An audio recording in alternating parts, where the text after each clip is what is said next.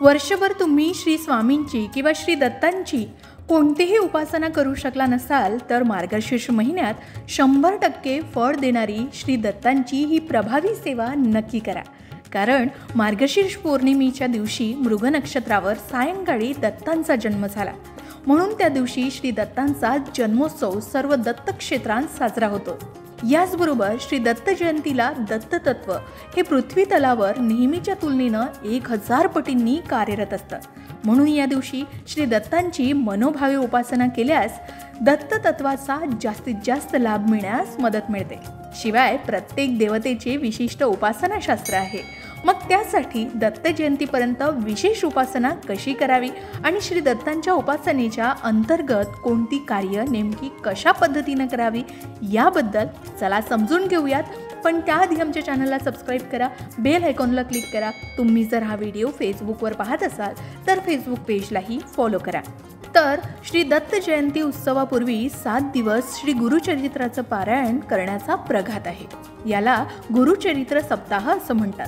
श्री दत्त जयंतीच्या दिवशी काही ठिकाणी दत्तयाग केला जातो, ज्यात पवमान पंचसुक्ताच्या आवृत्त्या याचबरोबर तूप आणि तीळ यांची हवनं करतात.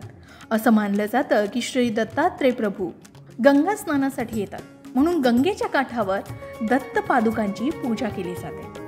तर श्री दत्त जयंती उत्सवापूर्वीपासून श्री दत्त जयंतीपर्यंत श्री दत्त गुरु स्वामी समर्थ महाराजांची प्रभावी सेवा तुम्ही या काळात करू शकता, जेणेकरून तुम्हालाही त्या उपासनेचं 100% फळ मिळेल. बऱ्याच जणांना त्याचा अनुभव आलाय आणि बरेच जण मार्गशीर्ष महिन्यात आवर्जून ही उपासना आणि सेवा करत असतात. तर अगदी गुरुचरित्राचं पारायण करतो तसंच सलग 11 दिवस, 7 दिवस किंवा 9 दिवस ही सेवा तुम्ही करू शकता.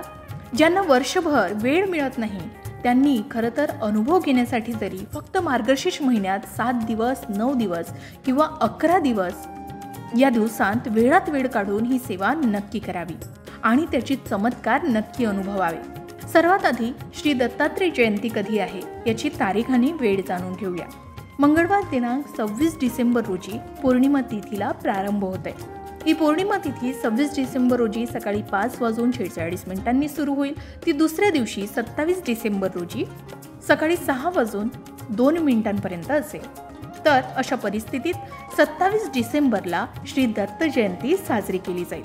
तर 27 डिसेंबरच्या 11 दिवस आधी किंवा मोजून 7 दिवस आधी म्हणजे शुद्ध चतुर्दशीला किंवा 9 दिवस आधी म्हणजे ज्या दिवशी दत्त नवरात्र सुरू होणार आहे अगदी त्या दिवसापासून श्री दत्तांची ही सेवा तुम्ही सुरू करावी. या सेवेमध्ये दररोज पूजा, नामस्मरण, नामजप, स्तुती आणि प्रार्थना न चुकता करावी.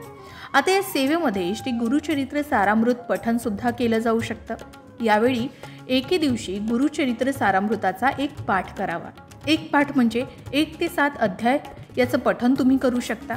याचबरोबर असे पूर्ण 7, 9 किंवा 11 दिवस पुरतील असे पाठ आधी ठरवून घ्यावे, त्याचा संकल्प घ्यावा आणि नंतर ते पठण करावं.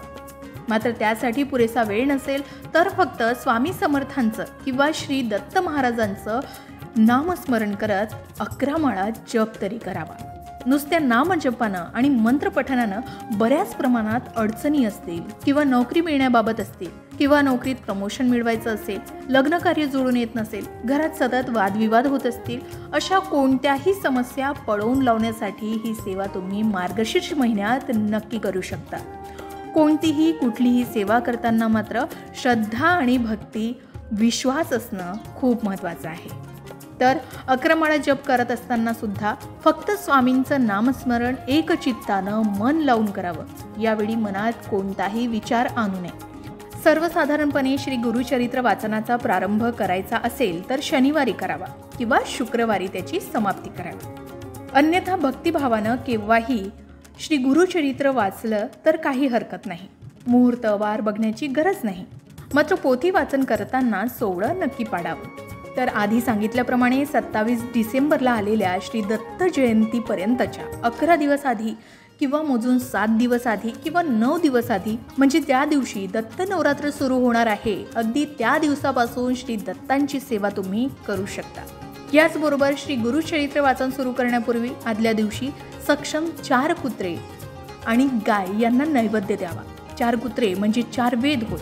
एक गाय म्हणजे दत्तात्रेयांची कामधेनू असल्यानं हा नियम पाळावा असं म्हणतात. म्हणून श्री गुरुचरित्र वाचन सुरू करण्याआधी हे काम नक्की करावं.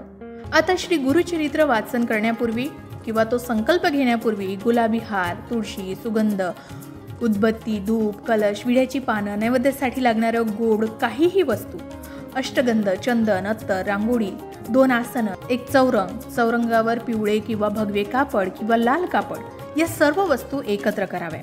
त्यानंतर गुरु दत्तात्रेयांच्या आसनाभोवती रांगोळी काढावी. चौरंगास आंब्याचं तोरण बांधावं.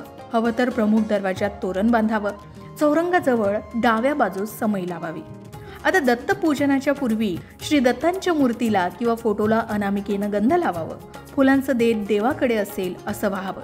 दिव्याची पूजा आणि सर्व पूजा झाली की वाचन चालू असेपर्यंत दिवा चालू असेल याची काळजी घ्यावी. यासोबतच अगरबत्ती सुद्धा पेटत राहील याचीही काळजी घ्यावी. घरातील वडील मंडळीस नमस्कार करावा. पारायणासाठी आसन ग्रहण करावं. सर्वप्रथम अथर्व शीर्ष, 1 माळ गायत्री जप, 1 माळ श्री स्वामी समर्थांचा जप किंवा दत्त मंत्र म्हणावा. त्यानंतर श्री गुरुचरित्र वाचनाला सुरुवात करावी. आता या ग्रंथाला पवित्र वेद समजतात, म्हणून या ग्रंथाचं पारायण कठोर नियमांनी करावं. याचे नियम या ग्रंथातच दिलेत. हा ग्रंथ 7 दिवसाच्या सप्ताहातच किंवा 3 दिवसातच पूर्ण करावा असा नियम आहे. याचबरोबर ही सेवा करत असताना ठराविक वेळ, ठराविक दिशा आणि ठराविक जागाच असावी. कोणत्याही कारणास्तव यात बदल होऊ देऊ नका. वाचनासाठी नेहमी दत्तमूर्तीसमोर पूर्वाभिमुख किंवा उत्तराभिमुखच बसावं. दत्तमूर्ती नाही आहे तर काही हरकत नाही. पाटावर संपूर्ण अक्षता ठेवून त्यावर सुपारी ठेवावी आणि तिथं महाराजांचं आव्हान करावं. सोबतच आपल्या उजव्या बाजूला एक रिक्त आसनही अंथरून ठेवावं. वाचनापूर्वी पहिल्या दिवशी विधियुक्त संकल्प नक्की घ्यावा. आता या दिवसात ब्रह्मचर्याचं पालन मात्र नक्की करावं. गुरुचरित्राचं वाचन सुचिरभूतपणा आणि सोहळ्यानंच करावं. वाचन नेहमी एकालयीत, शांत आणि सुस्पष्ट असेल असंच करावं. उरकण्याच्या दृष्टीनं उच्चार भ्रष्टता होऊ नये. चित्त अक्षरातून व्यक्त होणाऱ्या अर्थाकडे असावं. वाचनाच्या काळात मध्येच आसनावरून उठू नये किंवा दुसऱ्याशी बोलू नये. या काळात दूध भात, गव्हाची पोळी म्हणजे चपाती, तूप, साखर असाच आहार घ्यावा. या व्यतिरिक्त मीठ, तिखट, आंबट, दही, ताक हे वर्ज्य करावं. यासोबतच गुळाचं सेवन चुकूनही करू नये. या दिवसात दररोज सकाळी काकड आरती, संध्याकाळी प्रदोष आरती आणि रात्री शेज आरती करावी. रात्री देवांच्या सानिध्यात चटईवर झोपावं. झोपताना डाव्या कुशीवर झोपावं. म्हणजे संकल्पपूर्तीच्या दृष्टीनं संदेश ऐकू येतात असा श्रद्धेनं अनुष्ठान करणाऱ्यांचा अनुभव आहे. म्हणून अशा प्रकारे तुम्ही श्रद्धा भक्ती अंतःकरणानं गुरुचरित्राचं पाठन नक्की करावं. याचबरोबर हे सर्व शक्य नसेल तर श्री स्वामी समर्थ जप अथवा दत्त मंत्राचा 11 माळा जप नक्की करावा. तर आधी सांगितल्याप्रमाणे 27 डिसेंबरच्या 11 दिवस आधी, 7 दिवस आधी किंवा दत्त नवरात्र ज्या दिवशी सुरू होईल त्या दिवसापासून तुम्ही श्री दत्तांची अशी सेवा सुरू करावी. ही सेवा करत असताना सुद्धा ठराविक वेळ, ठराविक दिशा आणि ठराविक जागाच असायला हवी याची काळजी घ्यावी. कोणत्याही कारणास्तव यात बदल करू नये. तर अशा प्रकारे जर तुम्ही शुद्ध भक्ती अंतःकरणानं श्री दत्तांची किंवा श्री स्वामी समर्थांची अशी सेवा केली तर नक्कीच त्याचे फायदे तुम्हाला अनुभवायला मिळतील. आता या नामजपाचे फायदे तुम्हाला सांगू इच्छिते.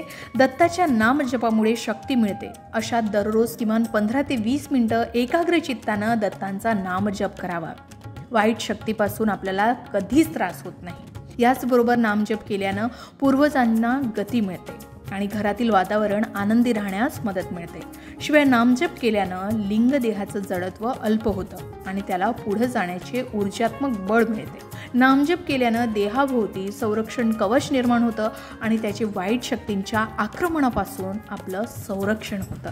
तर अशा प्रकारे 14 तारखेपासून सुरू होणाऱ्या मार्गशीर्ष महिन्यात आणि भगवान श्री दत्त जयंतीच्या पूर्वी येणाऱ्या 11 दिवसापासून तुम्ही ही 100% फळ देणारी दत्तांची प्रभावी सेवा नक्की करू शकता. त्याचे लाभ तुम्हाला नक्कीच अनुभवायला मिळतील.